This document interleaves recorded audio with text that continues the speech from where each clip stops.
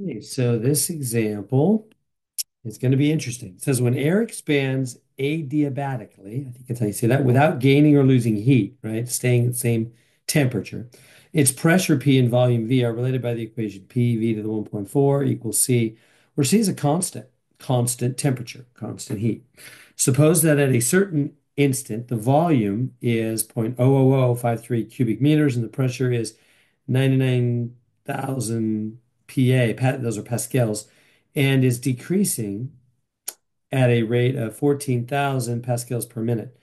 At what rate is the volume increasing at this instant? And then when you get your final answer, it will automatically be in cubic meters per minute, but multiply it by a million to change it to cubic centimeters per minute. Okay, let's take this equation, P V to the 1.4 equals C.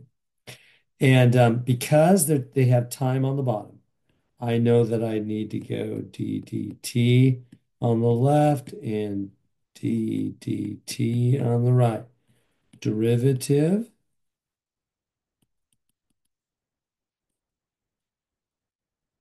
implicitly of both sides. And why is it implicitly? Because there's no t's here, right? Whenever you're doing it with respect to time, P, V, and C are not t. So if you're doing it with respect to a different letter, that's implicit differentiation. All right. So here we go. You know, this side we got to do the product rule, right? They take turns. He goes first. So that's dp dt times V just stays there unchanged at first, plus P. Now P stays there unchanged because not his turn. And now the derivative of this guy. Bring down the 1.4, 1.4, V to the subtract 1. So 0.4 times dV, it's a V there, dV dt equals. And the other side, it's just going to be 0 because the derivative of a constant, right? See, is a constant, it's like a number, it's a fixed number, it's constant, doesn't change. So the rate of change of it over time is 0. All right, you okay with that product rule? Did the derivative of the first, the second just sat there. And the first sat there, then the derivative of the second. You see, these are derivatives here, derivative. This one was the most tricky. Bring down the 1.4, subtract 1, and then dv dt because of the implicit differentiation. All right, so now what are we going to do? We're going to plug stuff in. What do they give us? They tell us volume is that. So right here, this volume is going to be, careful on there, don't miss any zeros.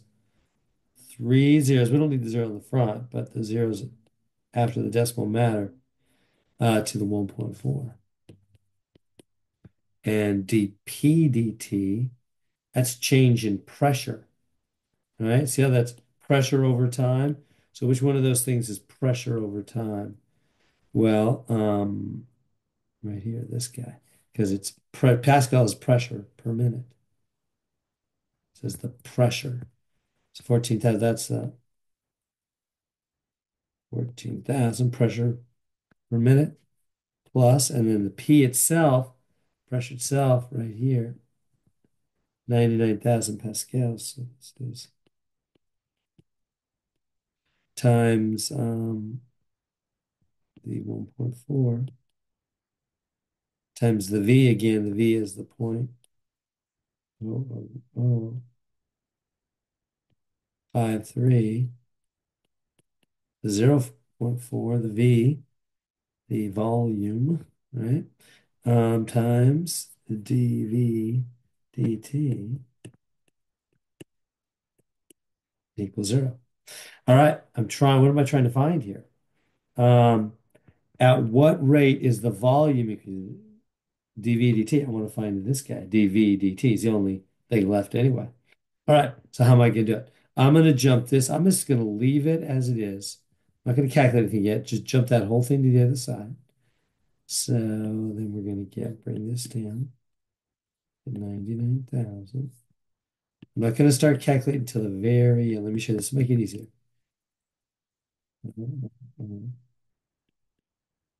53 to 0.4.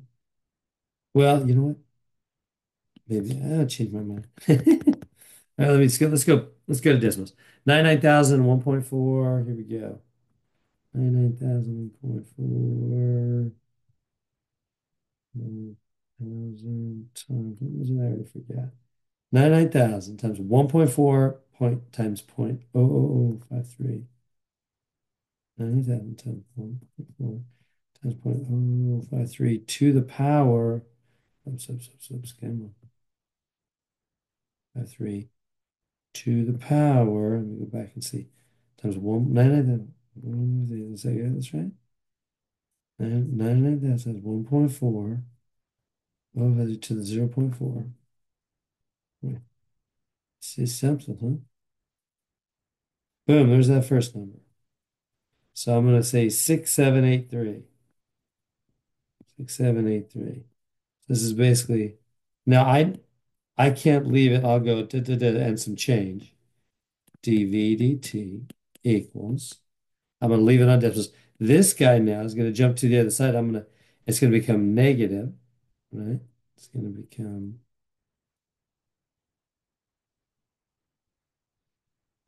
um, hmm,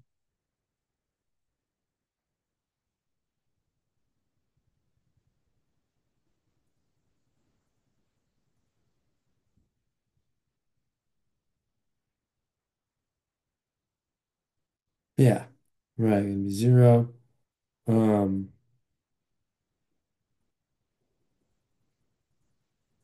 oh, you know what? I blew it right here.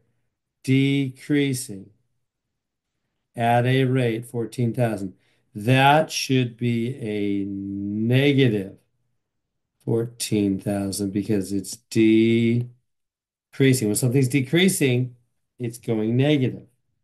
Its rate is down. So that should have been negative. So then when you move this to the other side, then it'll become positive on the other side, right? On the other side, it'll be positive 14,000 times 0.00053 to the 1.4, right?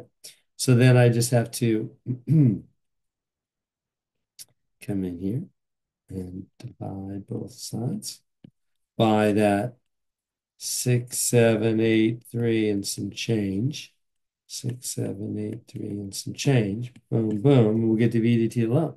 So I'm going to go type this in now. 14,000 times 0.00053 to 1.4.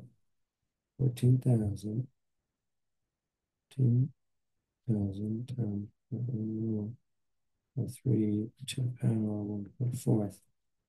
I think, oh, there we go. I think I have that right. So 14,000, here, 14,000, 0.053 divided by that last answer we got. So I'll go to the right, divided by that last answer we had. It doesn't matter that it just puts it down that part. It's the same thing. Boom. There we go. Okay. See what I did there? I divided by the last answer we got.